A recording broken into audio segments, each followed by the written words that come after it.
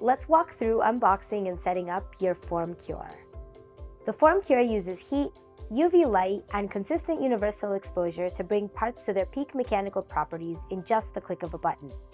After a short initial setup, all you'll need to do is set it and forget it to finish your parts to perfection every time. Now let's unbox your Form Cure. To begin, find a clear space on the floor next to the desktop. Open the box from the top.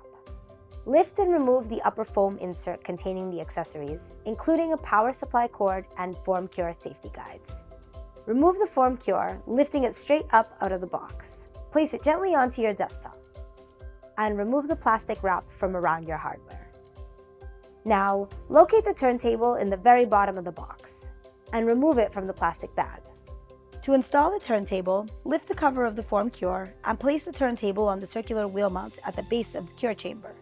Gently push down the turntable until it is locked into place. Next, connect the Form Cure to a power source by plugging the power cord into the power port located at the back of the hardware. Then, plug the other end of the power cord into a wall outlet. Your Form Cure will power on automatically. Just as with the Form Wash, simply turning the knob on the front of the Form Cure allows you to move between menu options on your display, including automated material, time, and temperature settings.